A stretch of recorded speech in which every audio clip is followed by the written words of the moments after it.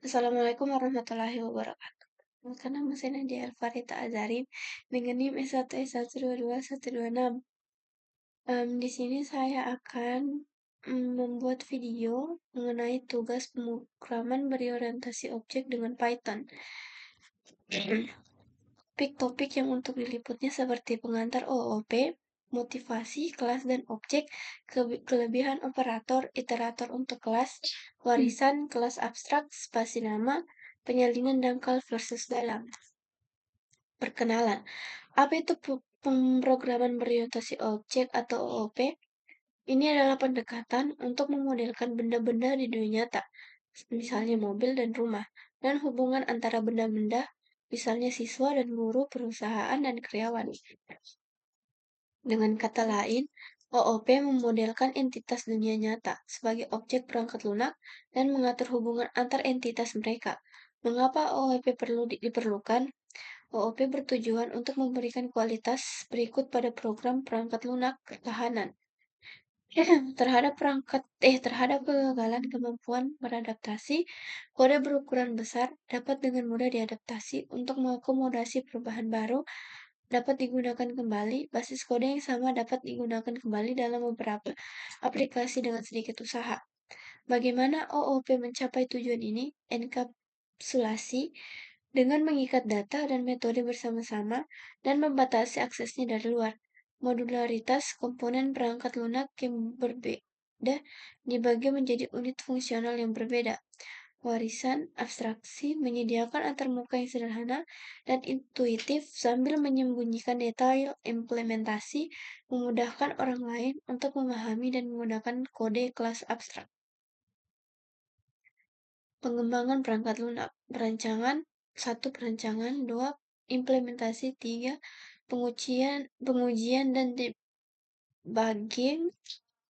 A. Top down, mematikan. B. Bottom up, pengujian unit. C. Debugger, breakpoint, pernyataan cetak. Seperti if, name, main, perform test, kode yang dilindungi dalam konstruksi kondisional dalam bentuk di atas akan eksekusi ketika Python dipanggil langsung pada modul itu, namun tidak ketika modul diimpor untuk digunakan dalam proyek perangkat lunak yang lebih besar. Definisi kelas. Kelas berfungsi sebagai sarana utama untuk abstrak dalam pemrograman berorientasi objek. Sebuah kelas terdiri dari dua komponen berikut. Yang pertama, metode atau fungsi anggota. Yang kedua, atribut, anggota data, bidang, atau variabel instan. Sebuah kelas harus menyediakan yang pertama, enkapsulasi, anggota data bersifat non-public, pemeriksaan kesalahan, kode untuk menguji metode kelas, kelas dan objek. Kelas adalah cetak biru untuk membuat objek, seperti ini. Ini mengikat data dan mode menjadi satu. Init dalam kurung adalah konstruktor yang dipanggil ketika suatu objek dibuat. Python tidak mendukung kontrol akses formal. Kebijakan ini menerapkan perlindungan data hanya berdasarkan konvensi. Nama anggota yang dilindungi diawali dengan garis bawah tunggal. Nama anggota data pribadi diawali dengan garis bawah ganda.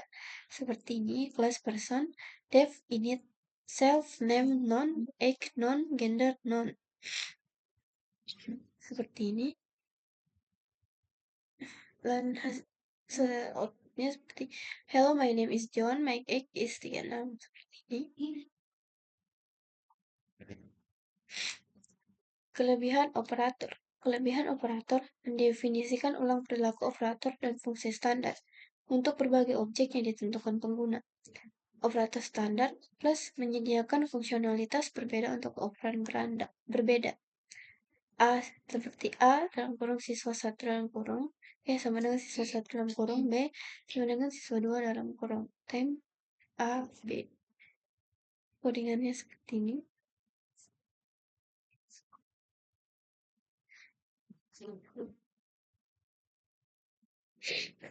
Operator kelebihan beban melalui metode bernama khusus. Perilaku operator standar dan fungsi bawaan dalam Python dapat didefinisikan ulang untuk kelas baru menggunakan metode bernama khusus. Contohnya, operator kelebihan beban dengan mengimplementasikan metode bernama add dan kelebihan beban non operator STR dalam kurung FO, kelebihan beban untuk suatu objek dengan mengimplementasikan metode FO STR dalam kurung. Kelas FO yang ditentukan pengguna dapat diperlakukan sebagai variabel bol dengan mengimplementasikan metode FO bol dalam kurung. Jika metode khusus tertentu tidak diimplementasikan dalam kelas yang ditentukan pengguna, sintaks standar yang bergantung pada metode tersebut akan memunculkan pengecualian. Misalnya, A plus B akan memunculkan kesalahan jika E tidak ditentukan. Contohnya seperti ini, common syntaxnya seperti ini, dan special method formnya seperti ini.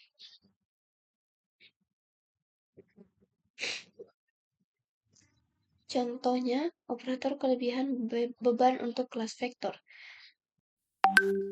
Untuk codingannya yaitu seperti ini.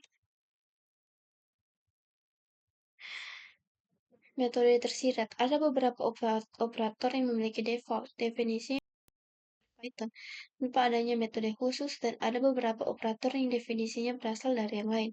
Misalnya metode bool yang mendukung sintaksis if memiliki semantik default sehingga setiap objek selain non dievaluasi sebagai true. Namun, jika metode in didefinisikan, maka bool dalam kurung foo ditafsirkan secara default sebagai true untuk instance dengan panjang bukan nol. Kekuringannya seperti ini. Input dan outputnya seperti ini. Iterator untuk kelas. Sebuah iterator untuk suatu koleksi menyediakan satu kunci behavior mendukung metode khusus bernama next yang mengembalikan elemen koleksi berikutnya jika ada, atau memunculkan stop iteration, pengecualian untuk menunjukkan bahwa tidak ada elemen lebih lanjut. Ada dua cara untuk mengimplementasikan iterator, menggunakan sintaks generator, next, dan iter. Dengan mendefinisikan len dan getitem metode untuk kelas yang ditentukan pengguna. Contoh, membuat iterator kelas menggunakan sintaks generator seperti ini. Membuat iterator kelas menggunakan fungsi in dan getitem, implementasi ulang fungsi range dalam kurung Python, dalam kurung dan tutup kurung Python, dimungkinkan untuk mengeksekusi perulangan for pada rentang tertentu.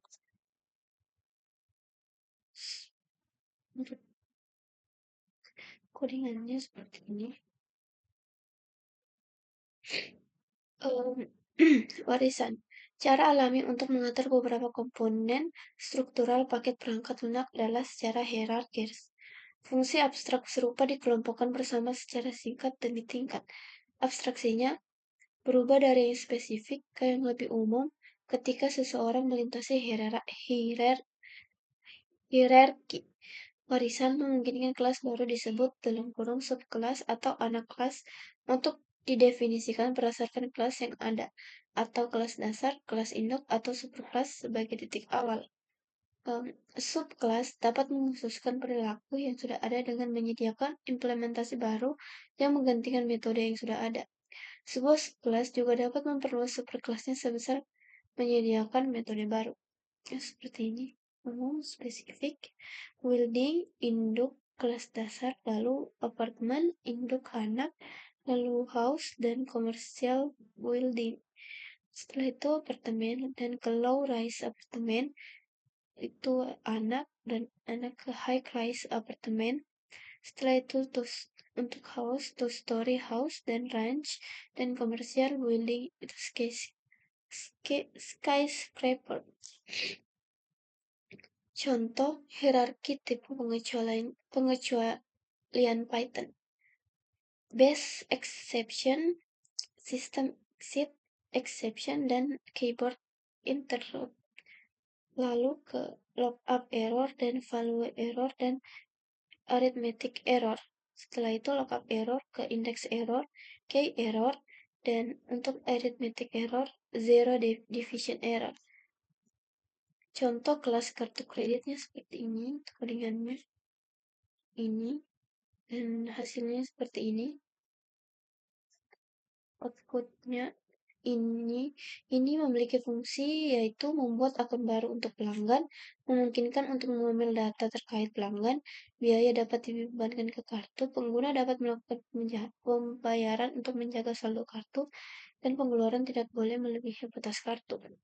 Contoh kelas warisan predatory credit card. Ringannya seperti ini. Kelas kredit cardnya. Nah, untuk kelas anak ini yaitu mewarisi konstruktur kelas induk untuk membuat pelanggan baru, memodifikasi perilaku pengisian kartu dengan memungut $5 jika tagihan ditolak, memodifikasi fungsi pembayaran kartu dengan membebankan bunga saldo yang telah jatuh tempo. Selanjutnya, contoh warisan lainnya, kemajuan progression kelasnya seperti ini.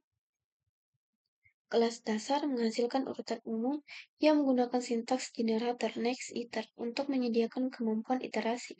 Buat 3 kelas anak baru untuk memperluas kemampuan kelas dasar ini. Kemajuan itu ada 3. Yang pertama aritmatika kemajuan, geometris kemajuan, dan Fibonacci kemajuan. Untuk ringannya seperti ini. Arithmetic progressionnya seperti ini. Fibonacci progression seperti ini. Dan perkembangan geometris seperti ini.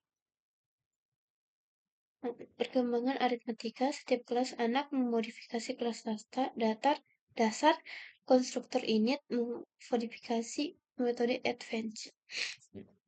Kelas abstrak yang pertama, kelas abstrak dapat dianggap sebagai cetak biru atau template untuk kelas lain. Kelas abstrak adalah kelas yang berisi satu atau lebih metode abstrak. Metode abstrak dalam metode yang memiliki deklarasi tetapi tidak ada implementasi. Kelas abstrak tidak dapat dipakai, dibutuhkan subkelas atau kelas anak untuk menyediakan implementasi. Kelas abstrak diperlukan untuk menyediakan abstraksi atau antarmuka yang disederhanakan atau AP sambil menyembunyikan implementasi yang mendasarinya. Python menyediakan kelas abstrak dengan mendeklarasikan kelas dasar abstrak atau ABC yang dapat diwarisi oleh kelas keturunan lainnya. Python program Showy abstract based class works ini gorengannya. Dan untuk yang ini yaitu abstract method mewajibkan untuk mendefinisikan ulang metode di kelas anak. Ini contoh untuk contoh pertamanya. Nah, ini contoh 2 yaitu X mewarisi konstruktor kelas dasar untuk inisialisasi. X mendefinisikan ulang metode abstrak di kelas dasar.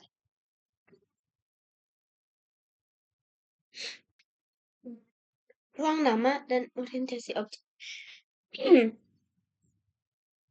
Ruang nama kelas mencakup semua deklarasi yang dibuat langsung dalam isi definisi kelas. Itu init function, get underscore customer function, get bank function, get account function, make payment function, get balance function, get limit function, charge function, init function, process mount function, charge function. Customer John Bohwan, Bank California Savings Account ini, balance seperti ini, limit seperti ini, dan APR seperti ini. Ini terbagi menjadi 3 yaitu A, B, C. Untuk yang A, ruang nama kelas dari kartu kredit, dan yang B, ruang nama kelas dari kartu kredit predator, dan C, ruang nama contoh untuk A, objek predatory credit card.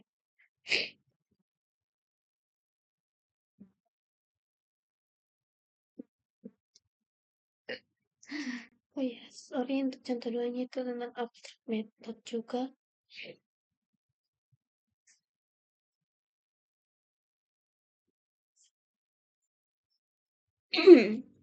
Dan penyalinan dangkal dan dalam.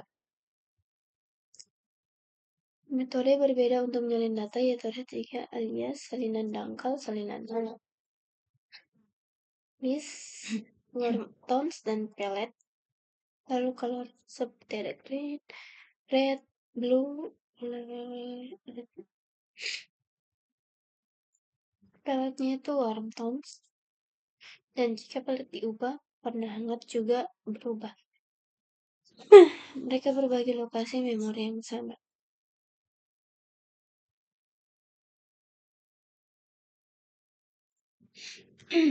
Warm tones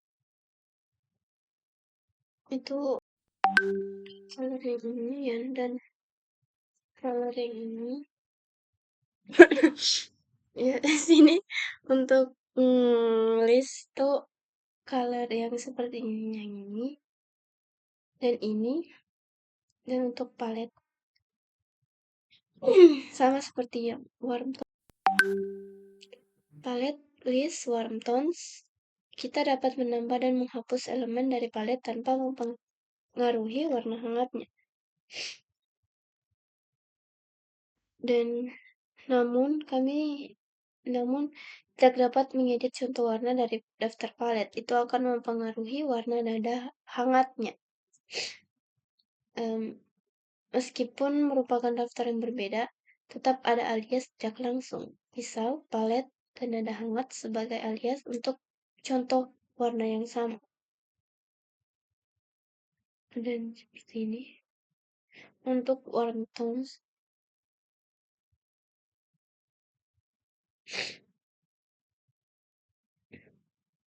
palet copy deep copy. Dalam deep copy, salinan baru merujuk pada salinannya sendiri dari salinan yang dirujuk oleh versi aslinya. Ini menciptakan lokasi memori terpisah untuk dua salinan. Kedua salinan dapat dimodifikasi secara independen tanpa memengaruhi satu sama lain.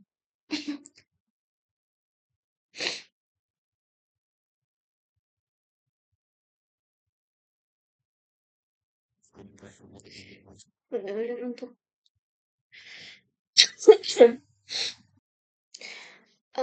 dan ringkasan dari semua ini itu dalam modul yang ini yang dibahas adalah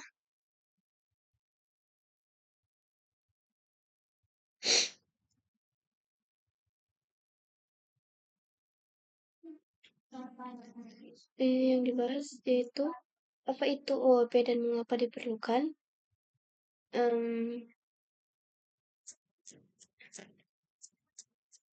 yang berada pada slide pertama, yang merupakan pendekatan untuk memodelkan benda-benda di dunia nyata.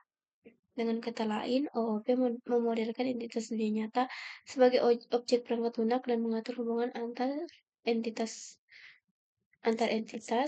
dan membahas mengapa OOP diperlukan, yang bertujuan untuk memberikan kualitas berikut pada program perangkat lunak. Lalu, seperti apa bagaimana mencapai tujuan ini, yaitu dengan mengikat data dan metode bersama-sama dan membatasi aksesnya dari luar. Lalu modularitas komponen perangkat lunak yang berbeda dan dibagi menjadi unit fungsional yang berbeda juga. Lalu abstraksi menyediakan antarmuka yang sederhana dan intuitif sambil menyembunyikan detail implementasi.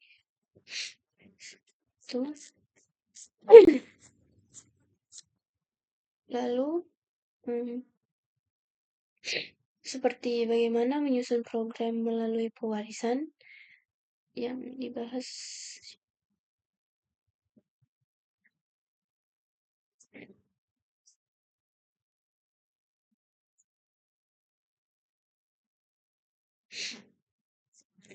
Program melalui pewarisan seperti pada ini.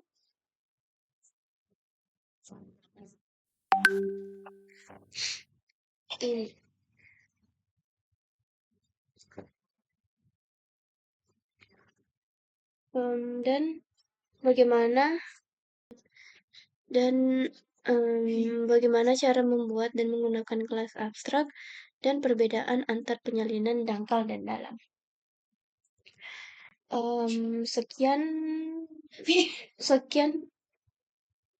Sekian pembuatan video dari saya. Mohon maaf bila salah dan pendek. Sekian video dari saya, mohon kurang dan lebihnya dimaafkan. Wabillahi taufiq wal hidayah. Wassalamualaikum warahmatullahi wabarakatuh.